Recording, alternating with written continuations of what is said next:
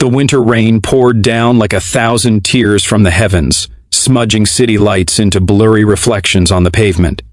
Inside a quiet downtown supermarket, under the harsh hum of fluorescent lights, a woman stood frozen at the checkout counter. Her hands trembled as she held a small can of baby formula, its price tag glaring back at her like a cruel reminder of how hard life had become. The cashier waited, expression blank, while the woman whispered something, voice cracking. Then, with slow, painful reluctance, she slid the formula back across the counter. I can't afford it, she murmured. The cashier just nodded. Behind her, the few late-night customers looked away, pretending not to notice. But one man did notice. At the far end of the aisle, a tall man in a navy suit paused, gripping the handle of his shopping basket as if his world had just stopped turning. His name was Ethan Blake, the chief financial officer of one of the largest investment firms in the city.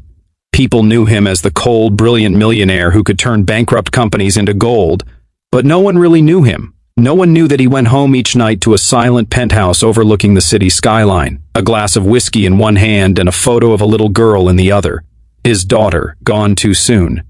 Before you go further, if you believe in kindness, second chances, and compassion that still exists in this world, please take a second to like this video, subscribe, and share it with someone who could use a reminder that good people still walk among us. Ethan couldn't take his eyes off the woman. Her clothes were worn, her shoes soaked through from the rain. Her hair clung to her cheeks, and in her arms a tiny baby whimpered softly under a thin blanket. The sound pierced through him like a knife. He had heard that same soft cry once before from his own baby girl 5 years ago before the car accident that took her life and tore his family apart. His wife had left him soon. After, unable to live inside the same walls that held so much grief. Since then, Ethan's life had been numbers, meetings, and empty luxury. The woman at the counter apologized again to the cashier and turned to leave, clutching a crumpled receipt for the few items she could afford: some bread, a can of soup, and a small pack of diapers. Ethan felt his chest tighten as she stepped out into the rain. Without thinking, he dropped the basket he was holding, his heart thudding in a way it hadn't in years. He hurried to the counter, bought the same brand of formula, and rushed outside. The streetlight flickered above him, rain dripping from his hair and coat as he scanned the parking lot. He spotted her near the bus stop, trying to shield her baby with her thin coat. The sight broke him. It wasn't pity, it was something deeper, raw. It was the haunting echo of all he had lost and everything he wished he could fix. He walked up slowly, not wanting to startle her, and extended the small paper bag. She looked at him with confusion and alarm, shaking her head. "I can't take that," she said softly. But Ethan just smiled faintly and said, "Please, it's not charity. Think of it as a gift from someone who understands hard days." Her lips quivered, tears welling in her eyes. She whispered a shaky thank you, holding the formula to her chest as if it were gold. As the bus arrived, she stepped on, turning once to look back. Their eyes met for a brief, fragile moment before she disappeared into the night. Ethan stood there for a long time in the rain, unsure why his heart ached so much.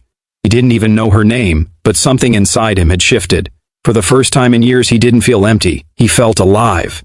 The next morning, Ethan couldn't focus at work. The memory of that woman, her tired eyes, her trembling hands, lingered in his mind. Who was she? Where did she live? Did she even have a job?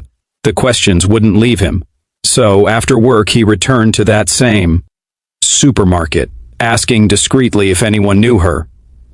The cashier hesitated, but after hearing his genuine tone, she said, "Her name's Lena, comes in sometimes at night, lives near Oak Ridge Apartments, I think." That evening, Ethan found himself driving through the older part of town. The streets were narrow, the buildings worn, but he finally spotted the Oak Ridge complex, a rundown set of apartments with flickering hallway lights and broken mailboxes. He parked his sleek black car at the curb, feeling strangely out of place. Through one dim window on the second floor, he saw her. Lena sat at a small table, rocking her baby in one arm while eating what looked like plain noodles. The baby giggled softly, and the sound made her smile, tired but radiant in its sincerity. Ethan stood there, hidden in the shadows, his throat tightening. He had everything money could buy, yet nothing that truly mattered. She had nothing but still managed to smile. Over the next few days, he found reasons to return to that part of town, sometimes bringing groceries to leave anonymously at her doorstep, sometimes just sitting in his car, watching from afar, trying to make sense of the warmth that grew in his chest. He wasn't sure if it was guilt, grief, or something more tender than either. One evening, fate intervened. As he was about to drive away, he saw Lena struggling to carry a stroller up the building steps while holding grocery bags. Without thinking, he rushed over to help. She looked startled at first, then recognized him. "You again?" she asked with a small laugh. He smiled awkwardly. "Seems like I have a habit of showing up at the right time." That evening they talked. For the first time, Ethan learned her story. Lena had once been a promising nursing student, but when her husband left after she got pregnant, her world crumbled. She dropped out, took odd jobs, and did everything she could to care for her baby, little Noah. Life had been cruel, but she never stopped hoping that better. Days would come. Ethan listened in silence, his heart breaking with every word. When she spoke about choosing between rent and formula, his throat burned. He had spent thousands on wine and watches without blinking, but she was counting coins to feed her child. In the following weeks, their paths kept crossing. Ethan began helping quietly, offering small things, never too much, always respectful. A job opportunity here, a babysitter connection there. He helped her get a part-time position at his company's medical division, not revealing his senior position at first. Lena's gratitude was humble, and she worked hard, never asking for more. Days turned into weeks, and something beautiful began to grow between them. Not romance at first, but trust. Ethan found himself laughing again, visiting Lena and Noah after work, holding the baby who had once cried for formula and now reached for his tie with tiny fingers. It was as if life had given him a second chance to feel what he'd lost. But guilt gnawed at him. He hadn't told her who he really was, the millionaire CFO who could have fixed her life in one signature. He wanted her to know him, not his title. Yet, one Friday evening, his secret came out. Lena's supervisor mentioned during a company meeting that their CFO, Mr. Blake, had personally funded a new employee welfare program. Lena's breath caught when she saw the photo on the company board. Ethan. That night, she didn't open her door when he came by.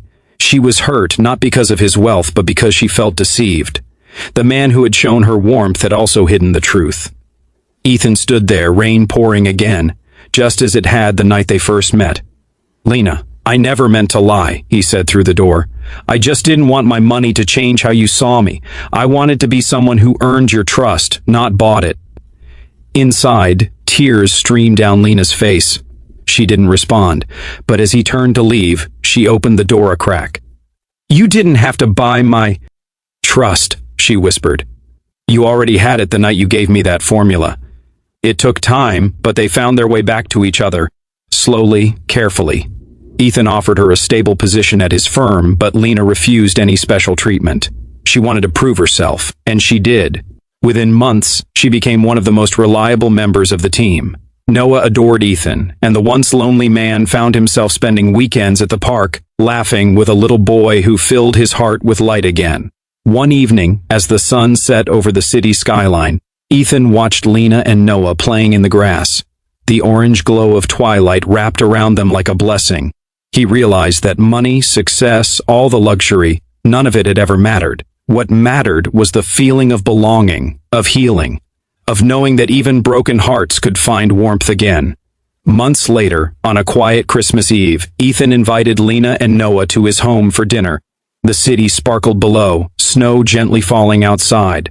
As they sat by the fire, Noah giggled on Ethan's lap, and Lena smiled softly, saying, "You know, the night I returned that formula, I thought life was over. But maybe that night was where it all began." Ethan looked at her, his eyes misty. "It was the night you reminded me what it means to care again. If this story touched your heart, please don't forget to like, share, and subscribe, because the world could always use a little more kindness and hope. And before you go, tell us in the comments, what's one act of kindness that changed your life or someone else's?" That night, as the firelight flickered and laughter filled the once empty home, Ethan finally felt peace. The lonely CFO had found something far richer than fortune. He had found family, faith, and a reason to believe that sometimes the smallest act of kindness can change everything.